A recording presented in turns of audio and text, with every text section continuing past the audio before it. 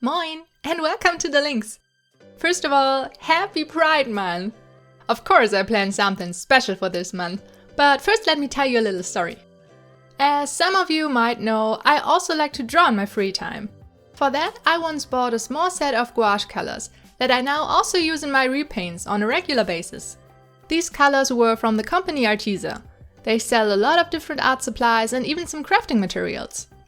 I also discovered that they sometimes collab with doll channels, and it was clear to me what I wished for. I actually had this wish since the beginning of this year, but I was always too insecure to write them, thinking my channel was too small and such. Yes, you can already see in which direction the story goes. About a month ago, I got contacted by ARTEZA if I would be interested in such a collab. And of course, I said yes. Guys, you have no idea how happy I was and still am. I was asked to tell them what products might be useful for my work, and I sent them a list with things from their website. Let me tell you, they just sent me all of those supplies. I was so overwhelmed, really. I still can't express how happy I am. For the project, I thought it would be a wonderful idea to combine the supplies with my idea for Pride Month, since it's a month where we celebrate equality and love, and well, for me, art is love. And so here we are. Let's start with the project. Since it's a special, I wanted to use a special doll. It's nearly impossible to get these big monster high dolls here in Germany, except Gouache. But I had the immense luck of getting this beauty through Etsy. And Frankie was just the perfect candidate for what I had in mind. Like all of my specials this year, this one should of course be a monster design too. And I thought, well, Pride Month, Frankenstein's monster, oh yeah. First step was of course to remove all her factory hair by cutting it as close to the sculpt as possible. Normally I would now remove the head to scratch out the remaining hair plugs. The problem with these big dolls is that the plastic is way harder and the hair is not glued inside the head but melted, so pretty difficult to remove. I decided to keep the head on the body and just make a hole inside. For that, let me introduce my first ARTEZA product, this beautiful knife set. It comes in this little box, which includes a cutting mat, 3 different knives and several blades. They are attached with a magnet, which is pretty funny in my opinion. On the package is also a description to the blades and knives and their different use purposes. I took the middle knife to cut the head of the doll. I have to say, for my personal taste they are a little too light. I prefer my knives to be a little more heavy. But like I said, I guess it's personal preference. The blades though were sharp and nice, just like they should be. I'm especially a huge fan of this small little cutting mat. Now I don't have to be afraid anymore to scratch my desk. When the head cap was removed, I started to pull out the remaining hairs one by one with tweezers. It takes quite a while, but I prefer a completely clean base, so it's worth it for me. After that, she still had the factory paint that also needed to be gone. For that, I used some cotton pads and pure acetone. It's a pretty aggressive chemical substance and melts harder plastic like this doll a little. But since I planned to modify her either way, I didn't mind. Here you can see the cleaned up doll with which we can now really start the project. Because of the hard plastic and my goal to become better at making wigs, I decided to make her one. For that I took an elastic band that fits around her head and some elastic fabric. I sewed the fabric and band together to receive a wig cap. It now looks more like a hat, but after cutting away the excess fabric, it's a nice cap. For her hair, I had this beautiful synthetic fiber that I once bought on Etsy, and now sewed row by row to the cap. In the end, there was just one bald spot left where I sewed this roll of hair onto. To tame the poofiness, I then poured some boiling water over the whole doll and sorted all the strands. The part line is not perfect by far, but I mean, this is why I'm doing this, learning. Someday I will be able to make a beautiful and perfect wig, even though I already think this one looks quite nice. For an extra treatment, I also washed the hair length with fabric softener and now the whole wig smells like flowers, but it's also soft and shiny. Back to the doll itself, it was now time to cut her head even more. Like all of my dolls, she was supposed to get some inserted eyes, and for that she obviously needed eye holes. I sketched the shape on the plastic and took one of the knives from ARTEZA again. Since she's a Frankenstein monster, I gave her 2 different eye shapes, which made the process a lot easier. I know that a few artists who also made Frankenstein dolls merged different dolls together, which is a wonderful idea, but I wanted as few waste as possible, so I decided to modify just this one doll to look like several ones merged. Speaking of mods, the eyes were just the beginning, of course. I also wanted to change the rest of her body a little bit, and started with cutting her legs. Here you can see the cutting mat again that came with the ARTEZA knives. Like I already said, that's probably one of the best things so far, because it's so small and just perfect for my needs. I cut one of her legs completely and just the foot from the other one. My plan was to give her one flat foot and shorten the other leg as much as it needs to have them at equal length again. After I cut all the pieces, I created a little wire and glue construction to have something the epoxy could hold on to later. To attach the shorter leg, I made a wire swirl, stuffed it inside the hollow leg, and filled it with hot glue. It's not beautiful, but does the job. For a flat foot, I basically did the same and created a base for the epoxy. After that, I started sculpting in her face. Since she's sewn together, she would probably have some scars where the different parts connect, so I gave her some around her eyes first.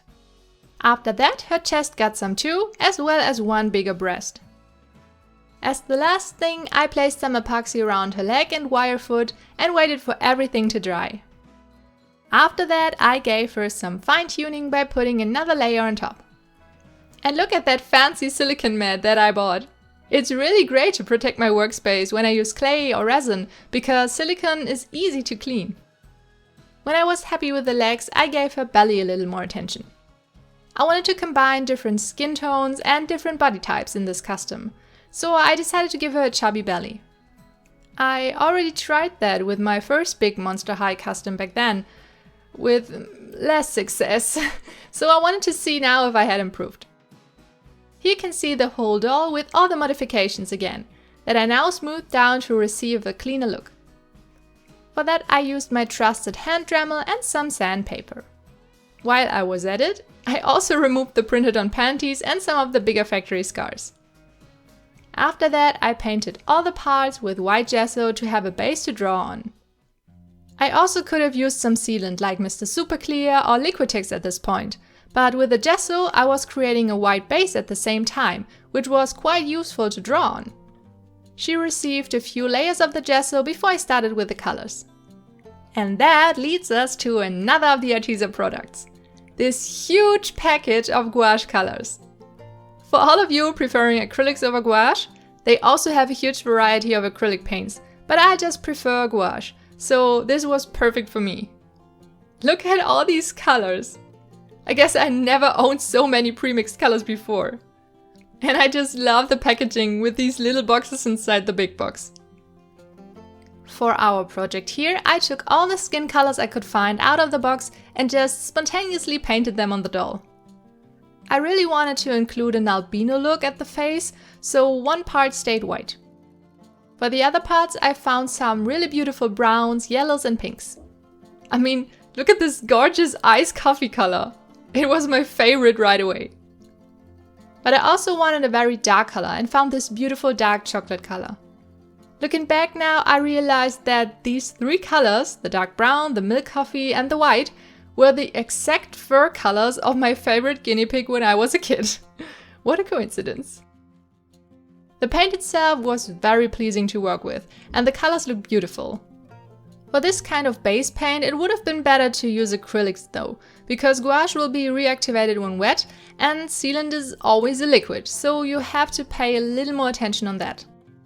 I actually needed 2 layers of paint to get an even coat, but like I said, I just prefer the way gouache behaves over acrylics, so I didn't mind at all.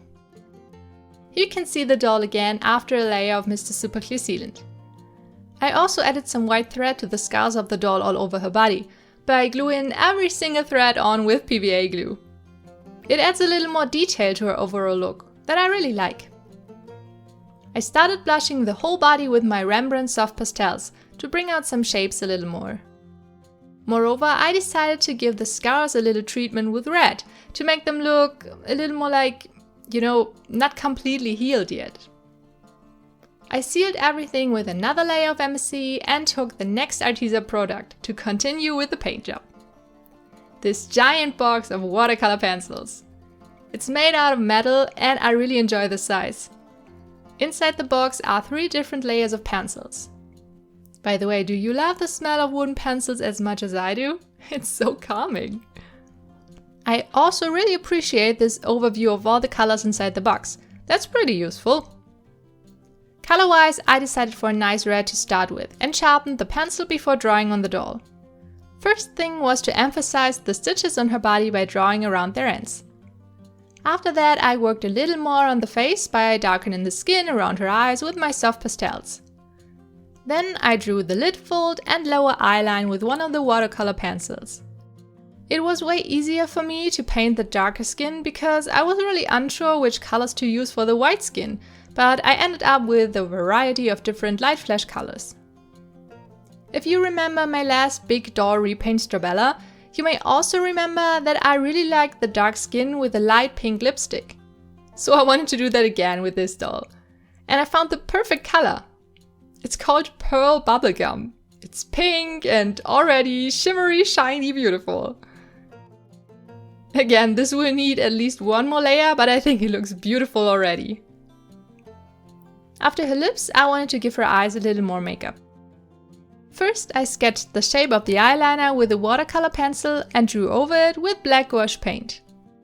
For the other eye, I chose a gray instead of black and made the eyeliner very small, just to define the eye shape a little more. It looks very dark at this point, but I will go over it with white again later. I also started with the eyebrows, my biggest enemy in face-ups. Like always, I first blushed on the shape and went over that with watercolor pencils. To have some sort of gradient, I also used a dark pencil for the hairs at the outer end and a lighter one for the inside.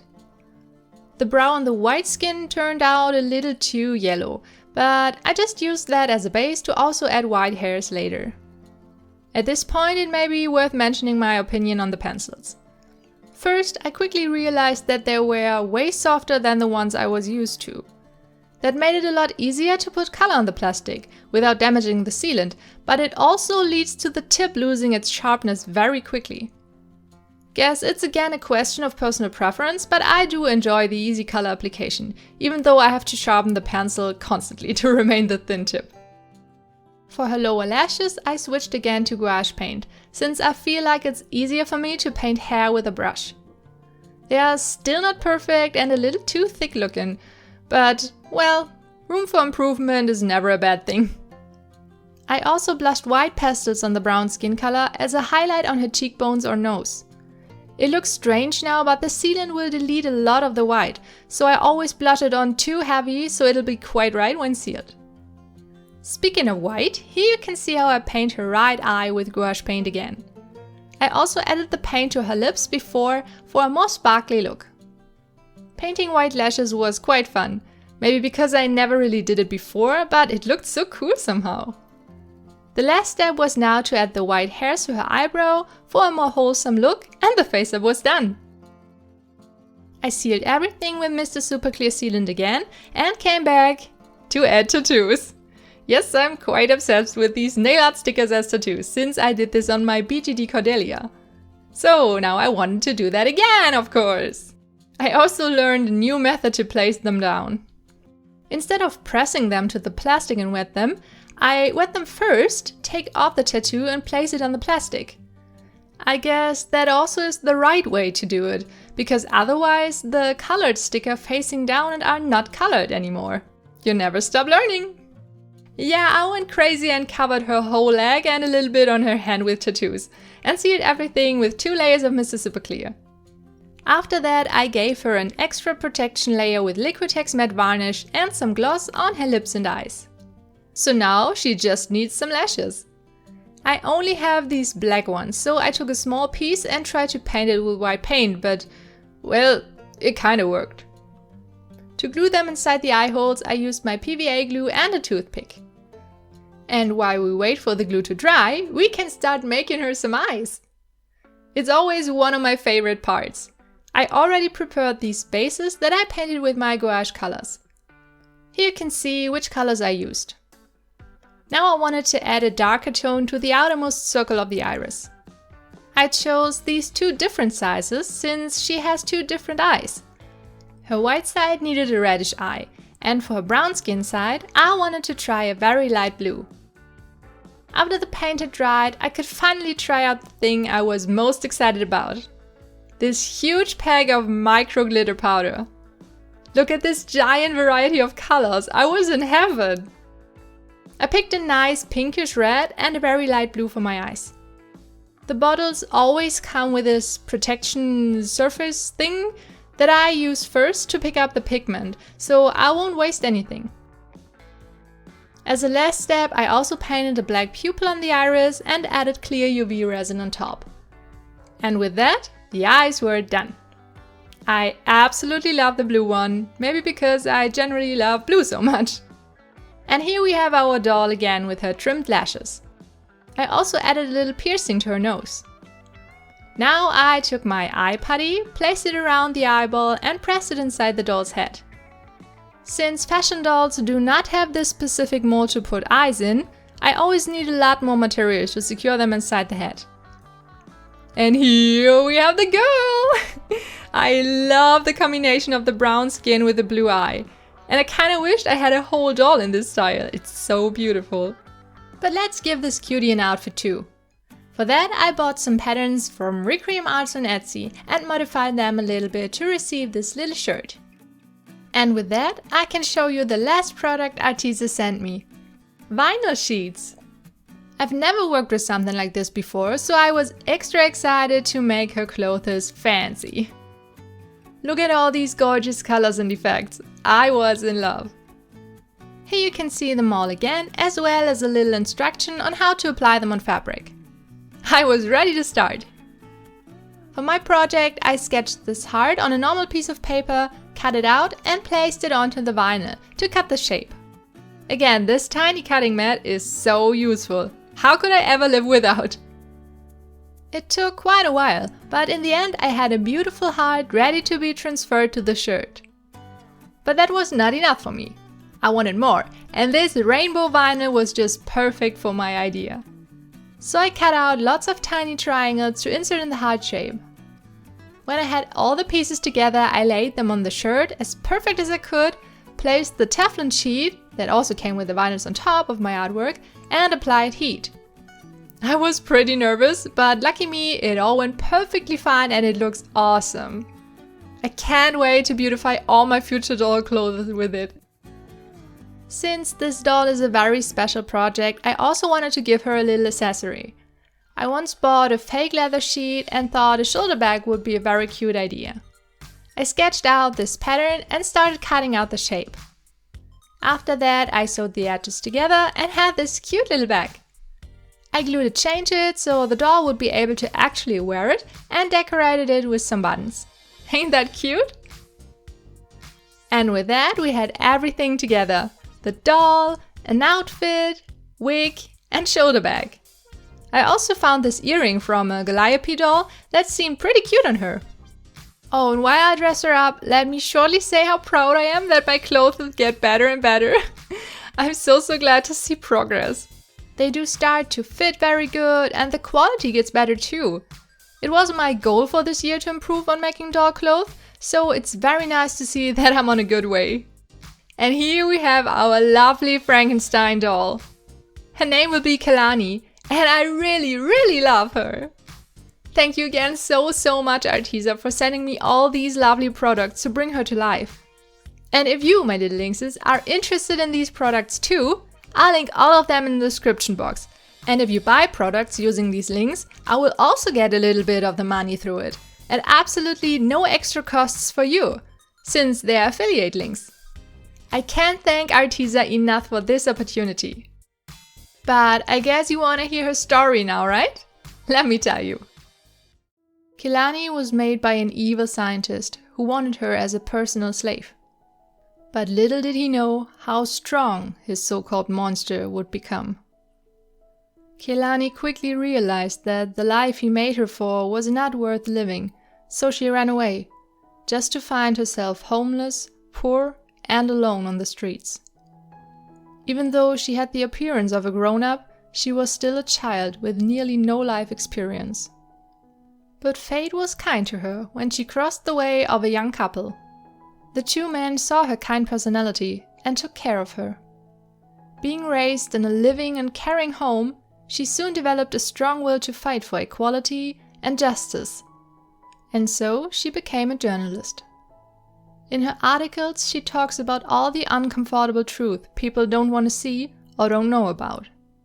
Her biggest goal is to fight for human rights and equal opportunities for everyone, no matter what gender, skin color, or religion you have.